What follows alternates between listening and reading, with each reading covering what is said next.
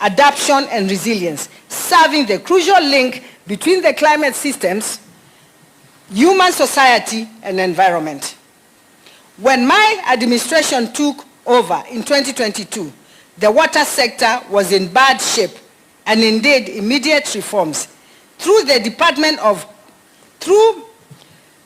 department had previously acquired drilling rigs, test pumping units, and dam excavation units, it is worth noting that none of these were functional at the time, since the models were outdated and lacked local support for maintenance. After conducting a cost-benefit analysis, only 2 rigs were repaired, whereas the remaining equipment, including dam excavation machinery, was deemed unserviceable. The county also lacked a properly established and constituted climate change unit policy document as an action plan and requisite committee to guide sustainable practices. Through the dedicated efforts of my administration, we closed these gaps and complied with the national standards and secured eligibility for the first tranche of FLOCA fundings. Recognizing these issues, my government consistently allocated a significant portion of water budget to water resource development and management development of micro irrigation schemes, sewer system, sanitation management, environment, and natural resource conservation, as well as measure for climate change mitigation, adaptation, and resilience. With this budget allocation, we have made significant progress.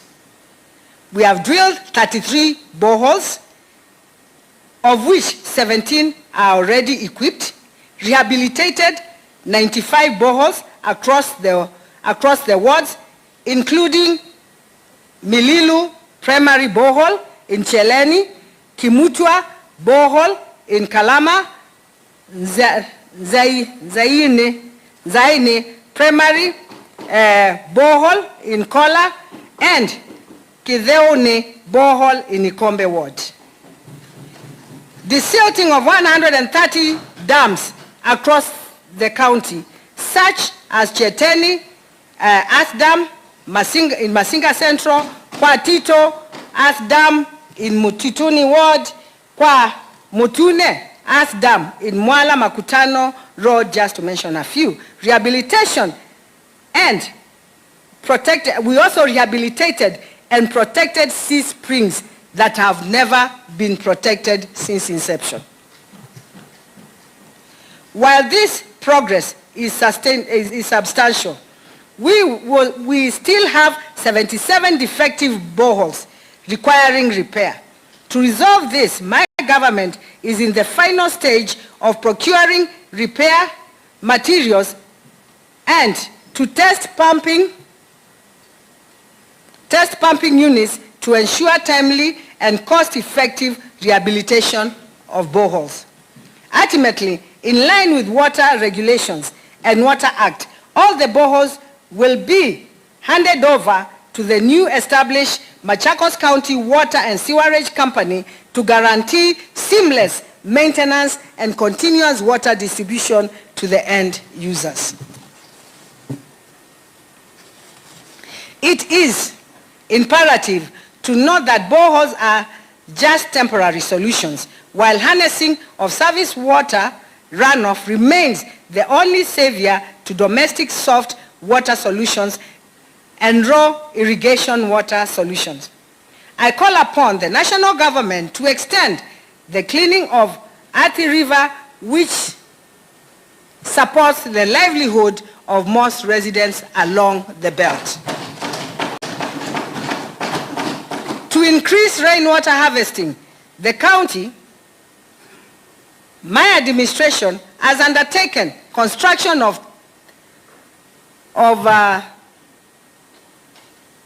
40 wells and distributed 142 water tanks to ECD classes. Additionally, we have injected investments to address long-standing challenges with the Kitui Water and Sewer Company operation for Masinga Sub-County. Through the sustained engagement with the national government and Kitui County, the Ministry of Water has committed resources to enhance the intake at Masinga Dam via Tana Athi Water Service Board.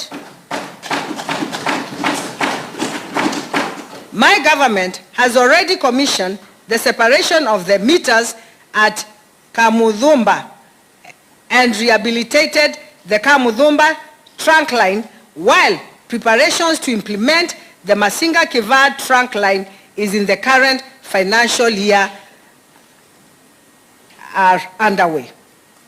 In the current financial year budget, my government has provisioned funds for reticulation of high-yield Ngalalia borehole in Matungulu West Ward to boost water supply along the populous belt of Tala Town. A provision has also been made for distilling Muoni Dam in Kadhiani Sub-County. Further to boost water supply and availability, my government has launched a strategic initiative to construct 2 wells in each of the 40 wards to strengthen more scale irrigation potential, prevent soil erosion, and improve water retention in catchment areas. In addition to this, projects visibility studies are ongoing to identify priority areas for the engagement with the public and private sectors. On strengthening cooperative governance and compliance, my government is developing several critical policies, including Machakos Sustainable Sand Harvesting Policy and Requisite Bill, County Sanitation Bill and Addendum Policy, Machakos County Water Bill, review of the Climate Change Amendments of Act 2022, review of the Climate Change Funds Administration Regulations. Madam Speaker and honorable members, as stipulated in Article 43(1)(d), the Kenyan Constitution, my administration remains firm in the quest to ensure every person enjoys right to clean and safe water in adequate quantities. To achieve this, my government has made comprehensive reforms to integrate operational structures and streamline county-owned water service providers into a unified framework under the newly formed Machakos Water and Sewer Company. Previously, water service providers operated without synergy or synchronized direction, with substantial governance, operational and financial deficiencies leading to accumulated debts, insolvency, and salary arrears for their staff. Such mode of operation has denied the companies and the county achieving water supply and sewerage strategic plans, which continue to fill up spaces in the office shelves. Reports from the Auditor General and the dedicated task force emphasize that fragmented operations and insufficiency were heavily undermining the service delivery. For example, under the multi-dwelling water arrangements, there has been serious concerns from residents on bulky meter fitted on the entire estate and holding companies which are not licensed by WASREP. Given the right to install meters and receive customer deposits, this does not only portend risk to the residents, but it is also a rich avenue for collusion and fraud. In response to these systematic challenges, my government, with the Senate County Public Service Investment Committee in 2023, my administration enacted swiftly for swift reforms. This include corporate structuring, robust financial accountability measures, and operational consolidation under the newly formed entity. This strategic approach ensures alignment with the national water policies and meets the needs to the electorate. I give my unfettered commitment and undertaking that all the union staff and the qualifying cadres with management levels of the six water companies which are being clustered will be transitioned into the new entity and fitted with organograms in the line with their qualification and experience.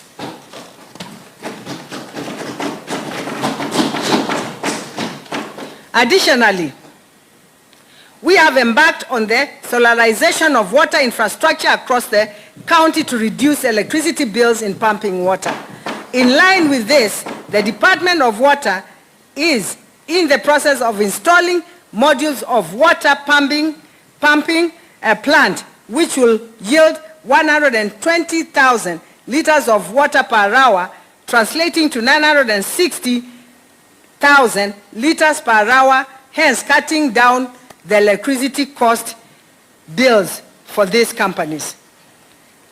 The department continues to shelter obsolete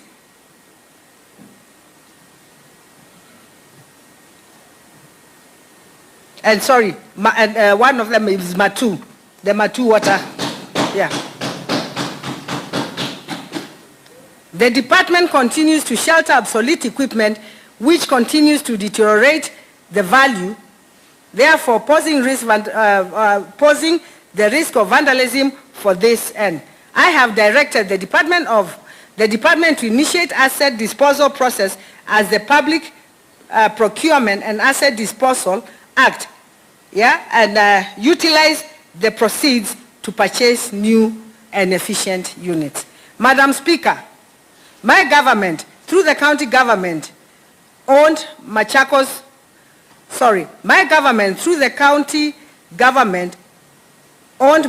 Water and Sanitation Company is working with African Development Bank to implement several projects with Machakos sub-county.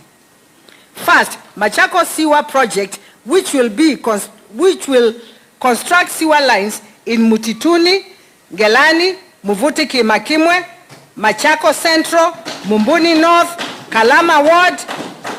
This project is at 90% complete at a cost of 1 billion. Secondly, the ongoing Machakos Water Project is aimed at providing from the soon-to-be completed Miwongoni Dam to Mutituni, Ngelani, Muvuti, Kimakimwe, and Machakos Central, Mumbuni North, Kalama, Mua, Was, and the Konza area. This project has contractual cost of 1.2 billion, is at 80% completion, awaiting the resolving of the land availability issues to complete the construction of the actual dam. To this end, my government is now working closely with all involved stakeholders to ensure this land issue is resolved immediately. In addition, the ongoing Kadhale-Ikulu pipeline extension, which is at 76% complete, is expected to serve, as I said, Muvuti, Kimakimwe, and environs. The conditional liquidity support 2 projects is meant to boost the pumping capacity through the installation ultra-modern pump and provision of 3,000 smart meters. In Matungulu Kangundo sub-county, my administration through through the county government owned Matungulu Kangundo Water and Sanitation Company, is working with Water Sector Trust Fund to implement the Kangundo Urban Water Project, which will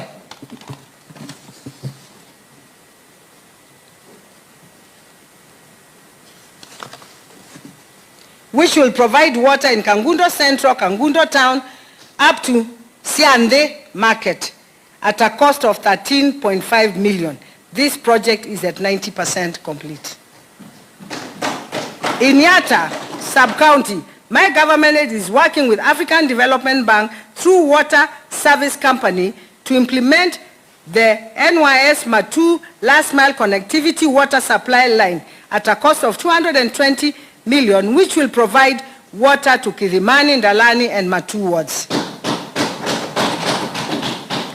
This line will also serve the National Youth Service, Kirimani, Sofia, Matu, and Matu towns.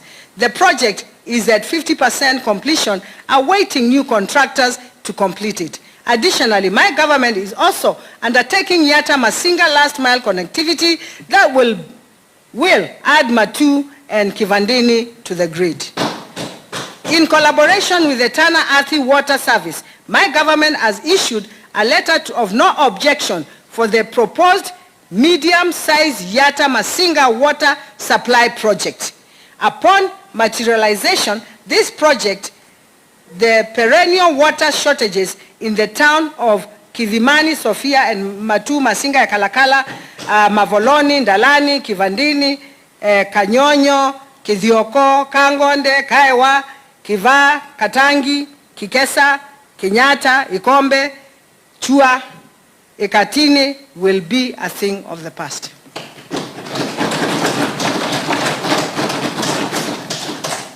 My administration has commenced the distilling of Yatta Canal. In collaboration with the national government, construction of additional 225 cubic meters reinforced steel raised tank and solarization of the pumping system is currently ongoing. My government is working with the national government to start the implementation of the Yatta Earth Dam, which will greatly improve water supply in, as we said, in Yatta and Masinga. My administration is working on the county government, of Kitui to commission meter separation. Mavoko sub-county to commission meter separation. In Mavoko sub-county, my government has distilled Portland Dam and is working with Athi Waterworks Development Agencies through Mavoko Water and Sanitation Company to implement Kapa Mulolongo Water Pipeline Project, which will provide water to Mulolongo, Syokimau, which in Mulolongo now people are already drinking fresh water.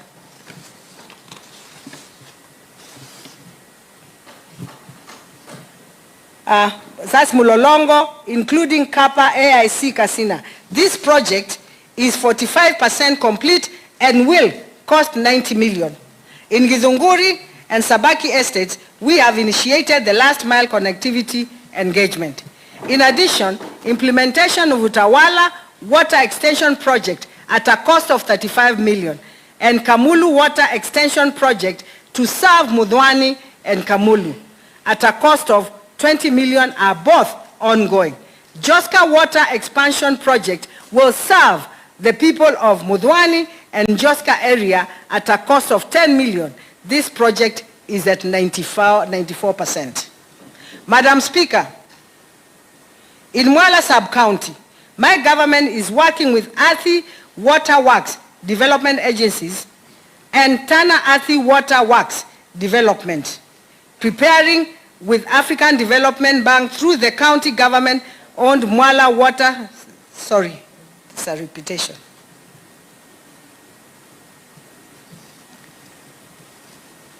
My administration is fully committed to efforts in combating climate change. We have developed the Machakos County Climate Change Action Plan 2022-2023, addressing the issues such as water conservation, sustainable agriculture, and environmental restoration. Through the dedicated tree planting campaign, we have distributed 45,000 fruit trees, 69,000 indigenous tree seedlings, 100,500 cuttings, tubers and vegetable seedlings to achieve the global 10% forest cover standards. We continue uplifting communication with we continue uplifting communities with 1,600 clean cooking stoves, 48,800 hermetic bags, 1,420 6 kg gas cylinders, 2,160 solar lanterns, while implementing 6,410 kg gas cylinder distribution schemes to curb deforestation. On environment matters, my administration has developed the following bills and policies. Amendment of the SAN Act 2022, development